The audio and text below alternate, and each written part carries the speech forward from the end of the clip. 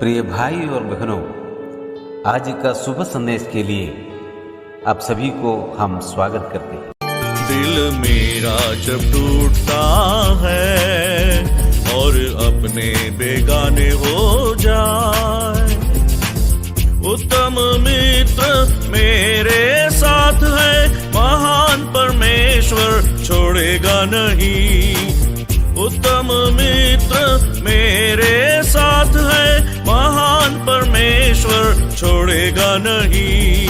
जीवन भर मैं गाता रहूंगा पावन प्रभु यीशु के लिए। अंतिम सांस तक मेरे गीतों से उसके ही नाम को महिमा मिले। अंतिम सांस तक मेरे गीतों से उसके ही नाम को महिमा मिले। आज का संदेश परमेश्वर के दास एन रघु सूरज से बांटा जाएगा। प्रार्थना के साथ सुनिए।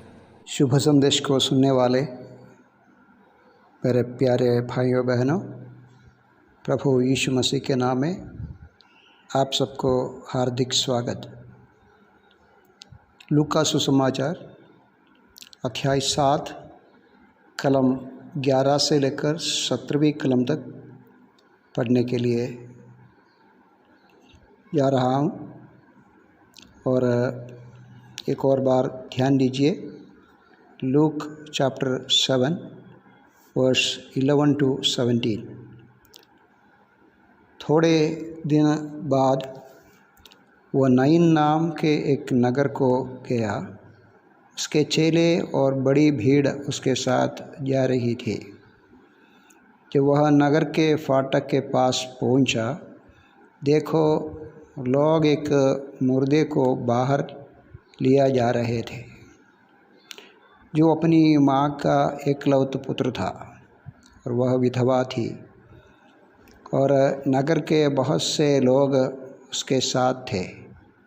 उसे देखकर प्रभु को तरस आया। उससे कहा, मत रो।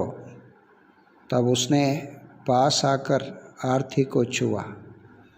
उठाने वाले ठहर गए। तब उसने कहा, हे जवान, मैं तुझसे कहता हूँ, उठ। तब वह मुर्दा उठ बैठा और बोलने लगा। उसने उसे उसकी माँ को सौंप दिया। इससे सब पर भय छा गया। वे परमेश्वर की बड़ाई करके कहने लगा, हमारे बीच में एक बड़ा भविष्यद्वक्ता उठा है और परमेश्वर ने अपने लोगों पर कृपा दृष्टि की है। और उसके विषय में बात सारे यहूदिया और आसपास के सारे देश में फैल गई। करीबन 2000 साल पहले जब हमारे प्रभु इस धरती में यहूदा देश में 33 साल के उसके जीवन की अंतकाल में 3 साल के अंदर लोगों की ओर तरस खाकर परमेश्वर के राज्य के बारे में प्रचार करके यहूदा में जितने बीमार हैं इन सबको चंगा करके गांव-गांव फिरते थे। उस समय हुई एक घटना यहाँ आप सुना है। एक छोटा सा गांव है नाइन। और गांव में एक विधवा की अर्थ ये है, उनकी पति कुछ समय पहले मर गई। और गांव में ये विधवा बहन की जीवन में ये पहली बार नहीं है। एक पहले कुछ समय पहले भी वो परिवार में एक मृत्यु आई। उनके प्यारे पति उनको छोड़कर गई। प्यारो, मृत्यु घर घर में गांव-गांव में फैलकर आज सभी जगह में यही बात हम सुनते हैं। गांव-गांव में कितने लोग इस महामारी में मरते हैं। मृत्यु सभी जगह में। और इस समय एक प्रत्येक बात आप देख सकते हैं, जब विधवा अपने एकलौते पुत्र के राह देखते थे, सहारा लेते थे और उनके ऊपर अपने सारी आशा रखती थी, वो भी मर गई। वो मरने के बाद उस लाश को लेकर जहाँ संस्कार करना उस स्मशान भूमि की ओर जा रहे, गांव के सब लोग उनके साथ हैं। आज भी ऐसे है, आज भी लोग अपने मुर्दे को दफन करने को जा रहे हैं। लेकिन दुखी बात है, इस समय की बीमारी में लोग जा नहीं सकते हैं। 3 या 4 लोग जा सकते हैं। खुद अपने बच्चे को, अपने माँ बाप को दफन करने के लिए अपने परिवारजन भी जा नहीं सकते हैं। ऐसी भयानक दिन है। उस समय हमारा प्रभु उस नगर के फाटक पर पहुंच गया और रोने वाले उस विधवा के पास गया और बहुत रोती थी। प्रभु ने कहा, मत रोना प्यारो। आज सुबह मेरे संदेश सुनने वाले प्यारे लोगों, आप कहाँ भी सुनते आज मृत्यु। मेरे सगा मर गया, मेरा भाई मर गया, मेरा दोस्त मर गया, मेरे गांव के मुखी मर गया, मंत्री मर गया और हर प्रकार के लोग मर गए। बच्चे बड़े सब कुछ, सब प्रकार के लोग, सब उम्र के लोग मर गया। प्यारो वही हम सुनते हैं। उस समय भी इसी प्रकार की घटना है और लोग रोने लगा। आज आंसू है हमारे भारत में, विश्व में, सभी जगह में आंसू है।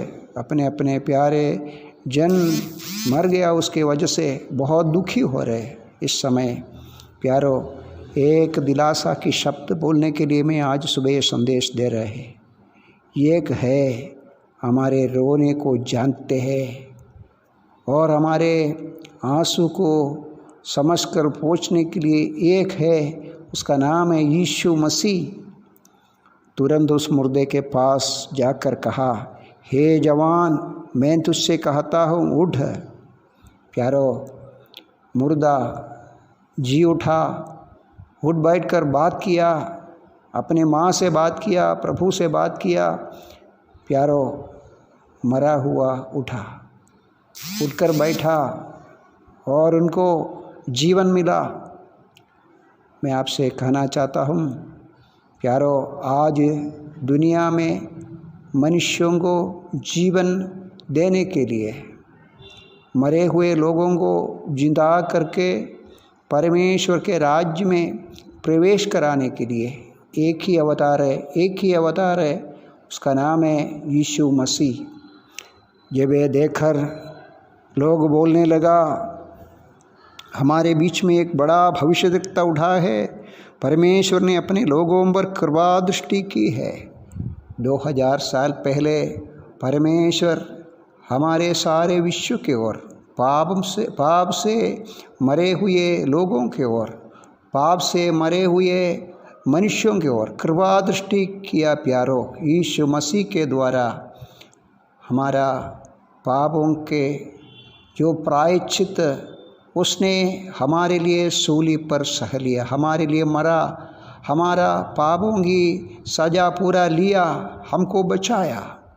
प्यारो, परमेश्वर अपने लोगों के ऊपर कृपा दृष्टि किया, लेकिन हमारे हृदय में उस प्रभु को मानने के लिए, अभी आप देख सकते हैं हाँ, ये लोग बोला एक भविष्यद्वक्ता उठा। भविष्यद्वक्ता नहीं है, जीवन का मूल कारण है, जीवन का श्रोता है, जीविता परमेश्वर है यीशु मसीह। यहूदियों ने उस समय वो माना नहीं है, इतना प्यारा प्रभु को जीवन में कबूल नहीं किया।